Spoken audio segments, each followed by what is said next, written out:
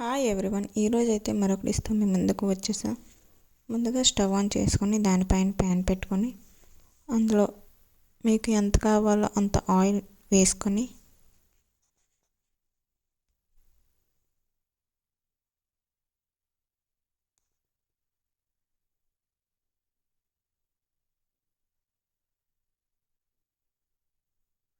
ఈ ఆయిల్ అనేది బాగా హీట్ అయ్యాక అందులోనే కొద్దిగా పోపు దినుసులు వేసుకొని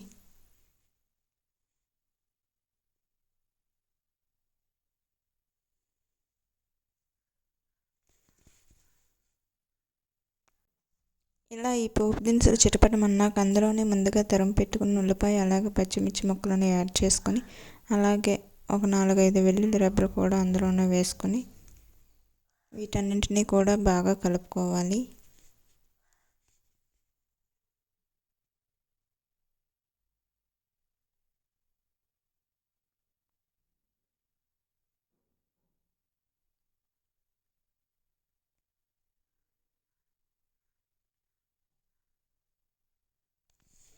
ఇలా బాగా కలుపుకోవడం వల్ల అడుగు అనేది పట్టకుండా ఉంటుంది.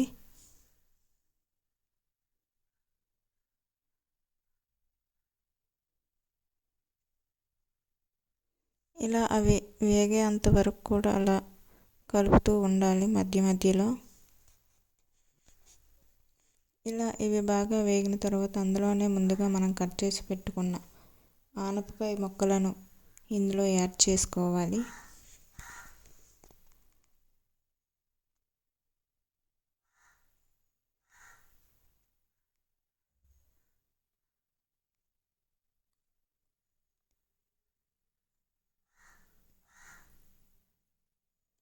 ఇలా అన్నీ యాడ్ చేసుకున్నాక వీటన్నిటిని కూడా బాగా కలిసే విధంగా కలుపుకోవాలి.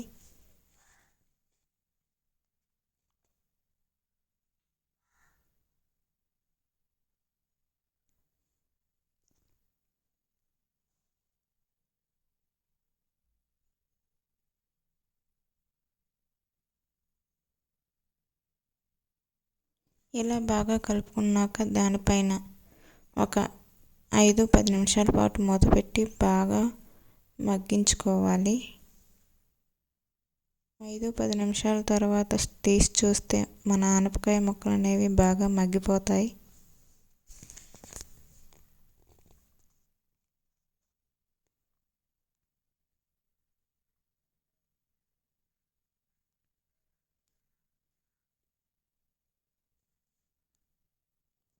ఇలా బాగా మగ్గిన ఆనపకాయ ముక్కలలో మనం ముందుగా కట్ చేసి పెట్టుకున్న టమాటా ముక్కలను ఇందులో యాడ్ చేసుకోవాలి.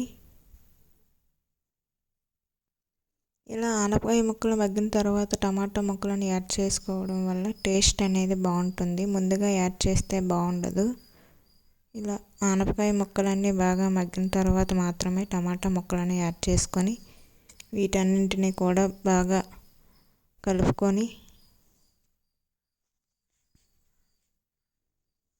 ఇవి కూడా బాగా మగ్గనివ్వాలి. ఒక 5 నిమిషాల పాటు మూత పెట్టుకొని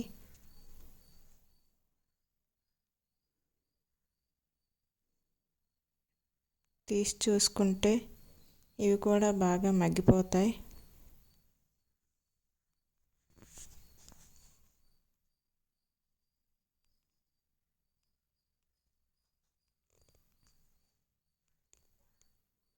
చూసారుగా ఎంత చక్కగా మగ్గిపోయిందో.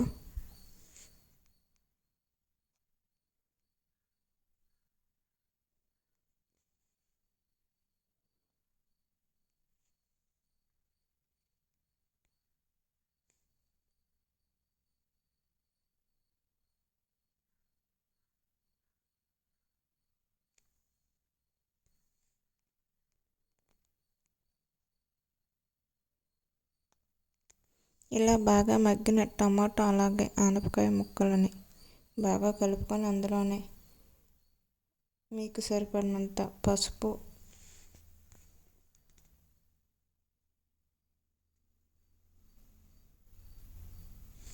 అలాగే మనకు ఎంత క్వాంటిటీలో కావాలో అంత కారం కూడా యాడ్ చేసుకొని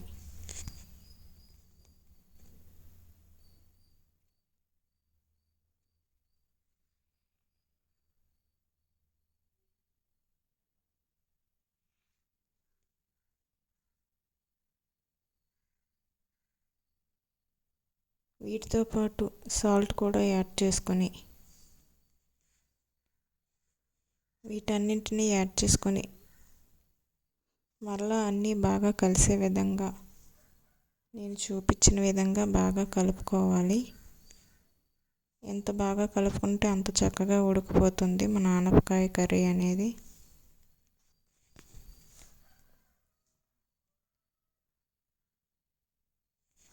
ఇందులో ఎటువంటి వాటర్ అనేది కూడా యాడ్ చేయనవసరం లేదు. వీటికి ఉన్న వాటర్ అనేది సరిపోతుంది.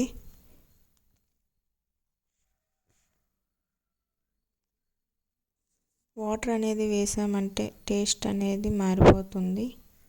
ఎటువంటి వాటర్ వేయకుండా స్టవ్ అనేది సిమ్లో పెట్టి అలా బాగా వేపుకోవాలి.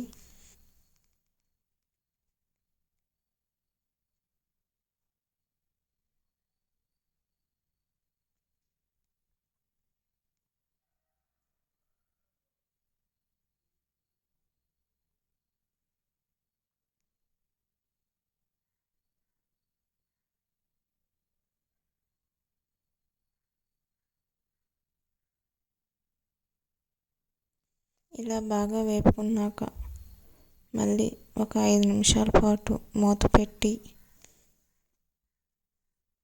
అలా వదిలేయాలి. ఒక 5 నిమిషాల పాటు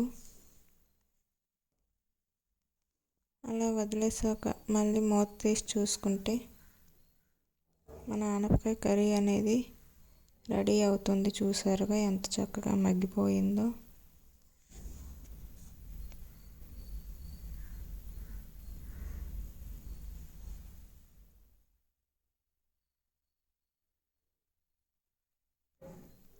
చూసారుగా మన ఆనపకాయ కర్రీ అనేది ఎంత చక్కగా ఉందో. ఇలా వండుకుంటే చాలా టేస్టీగా ఉంటుంది ఫ్రెండ్స్. ఇందులో ఎటువంటి మసాలాలు అనేవి కూడా నేను యాడ్ చేయలేదు, మీరే చూసారుగా. స్టెప్ బై స్టెప్ వండుతూ చూపించా. ఇలా మీరు కూడా ట్రై చేయండి, చాలా టేస్టీగా ఉంటుంది. Boy friends.